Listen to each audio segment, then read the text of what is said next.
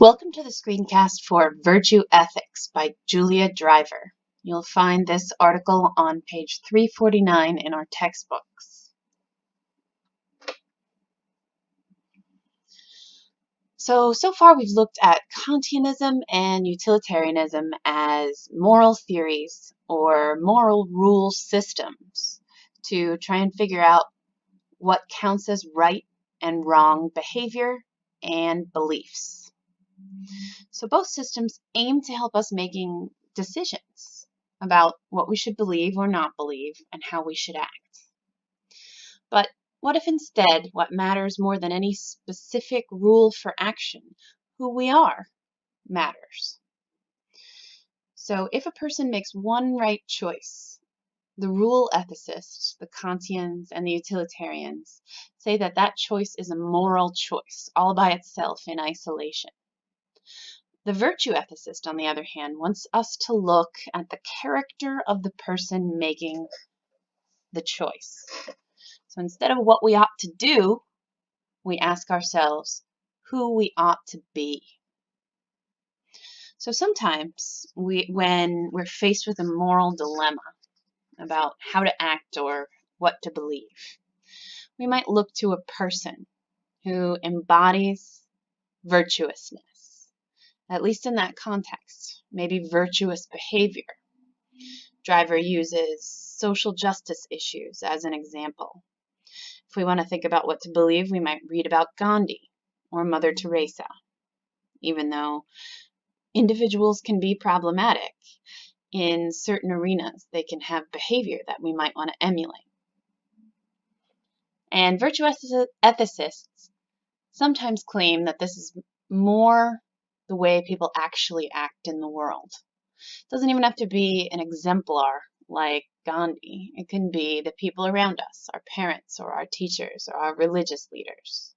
When we want to learn how to behave, we watch them and we try and perform virtuously as they do. We use them as an inspiration. Virtue ethics has a really long history. Aristotle, remember he was writing around 300 BC, wrote the Nicomachean Ethics, at least in part for his son Nicomachus, to give him a guide in life on how to live the best life that he could as a human being. So first, Aristotle asked what it means to have a good life in the first place.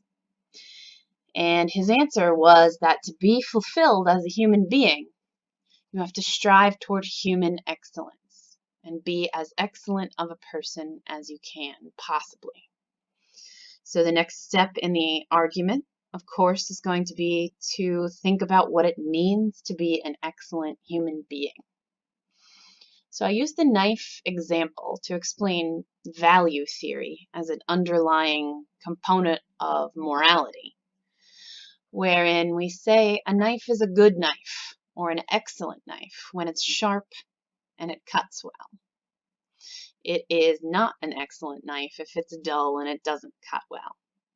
So what is it about human beings that makes them excellent or not excellent? Well, we have these capacities. We have a spiritual capacity, we have an intellectual capacity, and we have a moral capacity. So when we're excellent in all three of those areas, when we're virtuous in all three of those areas, we will be fulfilling our purpose as people. So that's key in virtue ethics. It's not something that you do on individual occasions. It takes time and practice and effort for a long time to become a virtuous person, to instill virtues in your set of dispositions or your personality. So now we know that being an excellent human being is being virtuous in a wide variety of areas. So what are virtues? And since we're talking about moral theory, we'll just talk about moral virtues, even though there are intellectual virtues and virtues of the spirit, in Aristotelian literature at least. So instead of actions being right or wrong, being a human with virtues is good, and being a human without virtues is bad. So when you make a moral judgment about some context or another person, you're not judging the action itself. You're not judging, is the action good or bad? You're looking at the person's character. Aristotle defined virtues as the doctrine of the mean, which I have a little chart over here for you to illustrate what he meant here. And he says the virtue lies between two vices. And those vices are an excess of the virtue or a deficiency of the virtue. So you can look and you can see that the virtue is being courageous or having courage. If you don't have enough of the virtue, you're going to be a coward or suffer from cowardice. And if you have too much of the virtue, you're going to be rash. You're going to rush into battle when it's not prudent. It's not good for you to do. Magnificence is about spending and about money. So giving the right amount to the right people in the right contexts gives you the virtue. Whereas if you don't do it enough, you're petty, and if you spread your wealth around too much in the wrong situations, in the wrong times and the places, you're vulgar. So you're always aiming for the mean here, right in the middle, to be virtuous.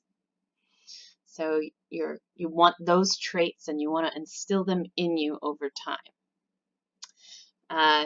The author notes that this doesn't always work for every virtue.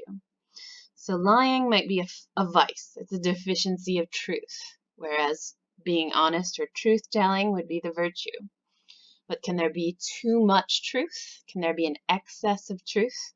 Maybe, but maybe not. Maybe being honest is always the virtue in and of itself, and it's not the mean of anything, the average of anything.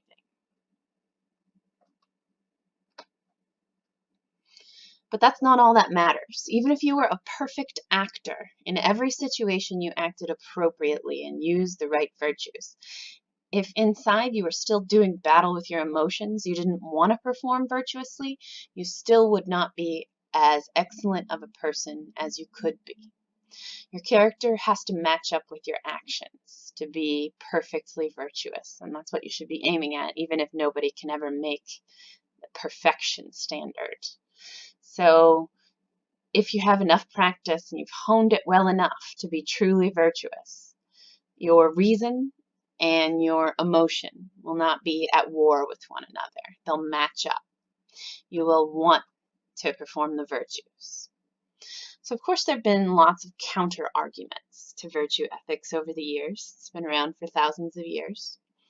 And one of them that Driver brings up on page 351 is that there's no real such thing as a unitary virtue. That really we treat honesty in different ways in different parts of our lives, in different contexts, different situations, and the same person who will lie about an excuse to get out of class or work might not lie to their parents, or you might lie about your age, but you do lie about how much money you make, whatever it is. So the idea is that real human personalities are a lot more complex and variegated, and that there are different kinds of honesty even on top of that. Interpersonal honesty or honesty with your work or things like that. So there's no such thing as virtue as a stable or reliable character trait for almost anyone. Of course, it's also possible that lying isn't always the unvirtuous choice.